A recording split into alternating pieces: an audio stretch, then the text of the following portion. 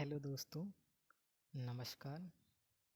आपका आंसू story and speech के ऑनलाइन प्लेटफॉर्म में आपका स्वागत है। दोस्तों, जैसा कि हम प्रतिदिन एमपीपीएससी की 2021 के जो मेंस के एग्ज़ाम चल रहे हैं उनके जो पेपर है उसके एनालाइज देखते हैं। आज भी उसी प्रकार हम एमपीपीएससी मेंस 2021 के फोर्थ पेपर का एनालिसिस करने जा रहे हैं। इसमें सबसे पहले हम देखते हैं एमपीपीएससी का चतुर्थ प्रश्न पत्र। हम कौन सा पेपर देखने जा रहे हैं? चतुर्थ प्रश्न पत्र। इसके अंतर्गत आज हम देखने जा रहे हैं सबसे पहले 2 नंबर के क्वेश्चन। अब इसमें सबसे पहला क्वेश्चन जो है वो है, बुद्ध के इंदम प्रत्यात्ता सिद्धांत की व्याख्या कीजिए। अगला दूसरा क्वेश्चन, प्लेटो के अनुसार कौन सा प्रत्यय समस्त प्रत्ययों को समन्वित करता है? अगला क्वेश्चन, कौन सा यूनानी दार्शनिक ज्ञान को नैतिकता का मूल आधार मानता है? इसके बाद अगला क्वेश्चन वो है, वह एक और ओंकार स्वरूप है, आदि पुरुष और आकाल है किसका भाव है? अगला क्वेश्चन, श्री अरबिंदो की विकास प्रक्रिया के 3 अंग बताइए। अगला, मनोवृत्ति की परिभाषा लिखिए। अगला, अभिक्षमता को परिभाषित कीजिए। अगला क्वेश्चन जो है वो है, रूढ़िवादिता को परिभाषित कीजिए। अगला, परानुभूति को परिभाषित कीजिए। अगला क्वेश्चन, मेयर और सालोवी द्वारा प्रतिपादित सांवेगिक बुद्धि की परिभाषा लिखिए। अगला जो है वो है, नैतिक शासन को कार्य करने हेतु क्या आवश्यक है? यानी कि नैतिक शासन को कार्य करने हेतु क्या आवश्यक है? अगला, नीति और सत्यनिष्ठता आपस में कैसे संबंध है? नैतिक तार्किकता क्या है? अगला, नैतिक दुविधा से आपका क्या तात्पर्य है? इसके बाद अगला जो क्वेश्चन है वो है, कंसाइंस यानी कि अंतःकरण शब्द की उत्पत्ति कहाँ से हुई है? अगला, भ्रष्टाचार का प्राचीन उल्लेख कहाँ मिलता है? अगला, भ्रष्टाचार की सर्वाधिक वृद्धि किस दशक की मानी जाती है? यानी भ्रष्टाचार की सर्वाधिक जो किस दशक की अवधि में भ्रष्टाचार सर्वाधिक हुआ? विसल ब्लोअर कौन होते हैं? अगला, भ्रष्टाचार का मुख्य कारण क्या हो सकता है? यानी भ्रष्टाचार के मुख्य कारण।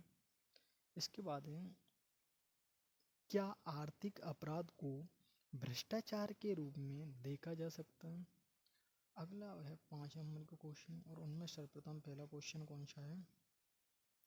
पहला क्वेश्चन है 5 नंबर का कि स्वामी विवेकानंद के अनुसार समाजवाद का अभिप्राय बताइए।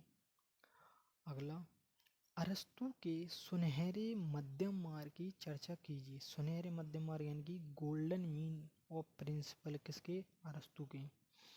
अगला है, सिविल सेवा में निष्पक्षता के महत्व के बारे में लिखिए। इसके बाद है, अगला है,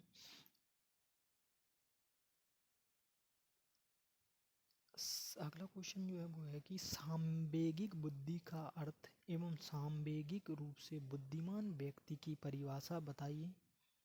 अगला है, प्रशासन में पारदर्शिता का क्या महत्व है समझाइए। अगला, अखिल भारतीय सेवा नियम 1968 में शासन का अर्थ क्या है? अगला प्रश्न, भ्रष्टाचार को किस तरह वर्गीकृत किया जा सकता है? यानी भ्रष्टाचार को वर्गीकृत किस प्रकार किया जा सकता है? इसके बाद अगला जो क्वेश्चन है वो है, भ्रष्टाचार पर संयुक्त राष्ट्र समझौता का परिचय दीजिए। इसके बाद अब क्वेश्चन आ रहे हैं 20 नंबर के। अब 20 नंबर का पहला क्वेश्चन जो है वो है कि शंकराचार्य के विवर्तवाद सिद्धांत विषयक मत की चर्चा कीजिए। व्यक्तिगत भिन्नताओं के अर्थ एवं प्रभावित करने वाले कारकों का वर्णन कीजिए। अगला है शासन और प्रशासन सेवा में प्रभावशाली और नैतिक मानदंडों को कैसे क्रियान्वित किया जा सकता है, विस्तार से समझाइए। अगला है भ्रष्टाचार के विरुद्ध संयुक्त राष्ट्र समझौते के प्रस्तावना का वर्णन कीजिए। इसके बाद अगला जो क्वेश्चन है वो है केस स्टडी का। केस स्टडी में पहला क्वेश्चन है प्रकरण अध्ययन। इसमें है पहला, एक दिन सिद्धार्थ ने ग्रामीण इलाकों में एक रथ में कई बार सवारी की क्योंकि वे बहुत उत्सुक थे। उन्होंने अपनी यात्राओं में एक बूढ़े आदमी और एक बीमार आदमी और एक लाश के भयानक दृश्यों का सामना किया। वह बुढ़ापे, बीमारी और मृत्यु के निराशाजनक चित्रण से बहुत परेशान थे। बाद में वे दुनिया को छोड़ने के बाद दर्द और मृत्यु के भय से मुक्ति की तलाश में एक भटकते हुए तपस्वी के पास आए। थोड़ी देर के लिए वह महल में रहने के लिए आपस में चले गए, लेकिन वह वहाँ बहुत खुश नहीं थे। यहाँ तक कि उनके बेटे के जन्म की खबर भी उन्हें खुश नहीं कर पाई। वह एक रात महल में अकेले थे जब उन्होंने चारों ओर सोचा और महसूस किया कि उनका भव्य अस्तित्व व्यर्थ था। उन्होंने महल छोड़ दिया, अपना सिर मुंडवा लिया, अपने रियासती पोशाक के बजाय भिखारी का चोला पहन लिया और आत्मज्ञान के लिए अपनी खोज शुरू कर दी। सिद्धार्थ ने सम्मानित आचार्यों के साथ चर्चा की और ध्यान और धार्मिक सिद्धांतों का अध्ययन किया। वह अभी भी अपनी अनिश्चितताओं और प्रश्नों का कोई समाधान नहीं ढूंढ सके। फिर उन्होंने 5 विषयों के साथ आत्मज्ञान के लिए अपनी स्वतंत्र खोज शुरू की। शारीरिक संयम, असुविधा, साथ रहना, अपनी सांस रोकना और अलग से भूखे रहना। उन्होंने पीड़ा से मुक्ति मांगी। सिद्धार्थ ने बीच का रास्ता आजमाया लेकिन कोई हल नहीं निकला। उन्हें समझ में आ गया कि मानसिक अनुशासन रिहाई की कुंजी है। उन्होंने एक पवित्र अंजीर के पेड़ के नीचे ध्यान करते हुए ज्ञान प्राप्त किया, जिसे बोधि वृक्ष के रूप में जाना लगा। उनके आध्यात्मिक संघर्ष को महान संघर्ष के रूप में चित्रित किया गया था, जिसमें बुराई को केवल मारा नाम से जाना जाता है, जिसका अर्थ है विनाश, और जो मानव इच्छाओं के लिए खड़ा है। इसके अंतर्गत जो क्वेश्चन है पहला इस केस स्टडी के अंदर वो है, आत्मज्ञान की अपनी खोज में बुद्ध ने 4 महान सत्यों की खोज की और उन्हें सिखाया। हालांकि उन्हें बौद्धों द्वारा एक धर्म के रूप में पढ़ाया गया। समझाइए कि इस पहलू में बौद्ध धर्म एक दर्शन या धर्म है। अगला क्वेश्चन था इसमें, वर्णन कीजिए कि आप शासन में बौद्ध सिद्धांतों का प्रयोग कैसे करें। अगला क्वेश्चन इसके अंतर्गत जो था वो था कि बौद्ध धर्म कर्म के रूप में क्या परिभाषित करता है। अगला जो इसके अंदर जो क्वेश्चन है वो था, मुक्ति मार्ग मन के अनुशासन के माध्यम से बुद्ध इससे कैसे समझते हैं, इसका प्रयोग करते हैं। अगला जो क्वेश्चन इसके अंतर्गत वो है कि बौद्ध धर्म में मध्यम मार्ग किसे कहा जाता है, यानी कि मिडिल पाथ।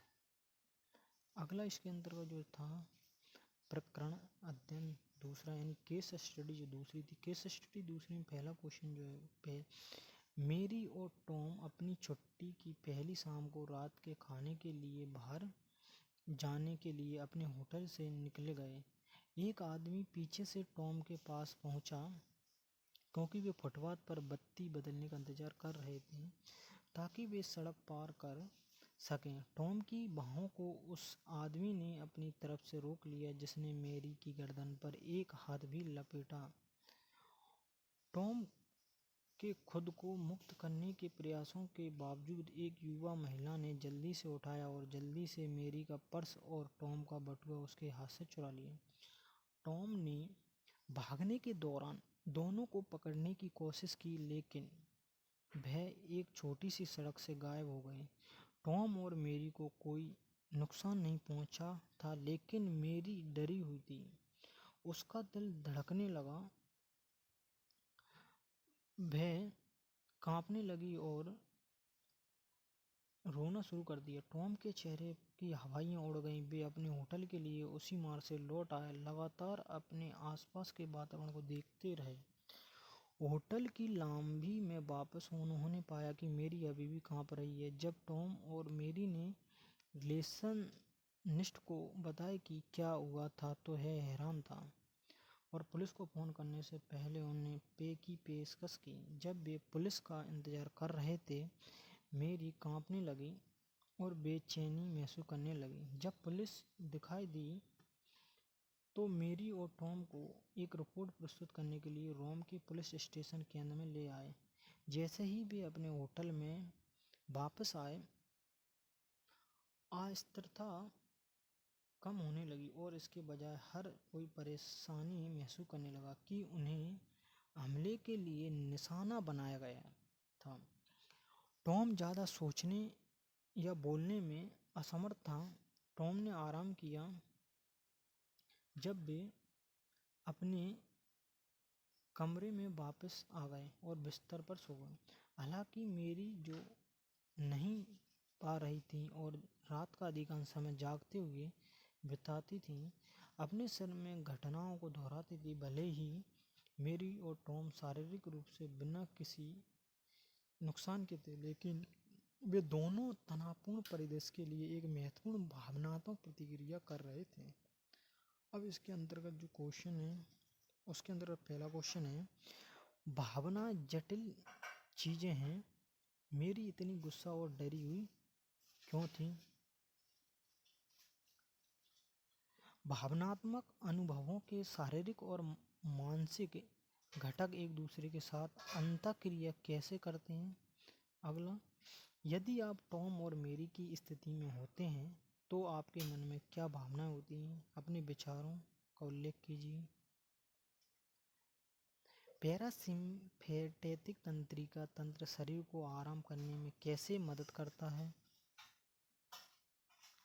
केस स्टडी के संदर्भ में बताइए कि दो भिन्न व्यक्ति एक स्थिति में कैसा व्यवहार करते हैं।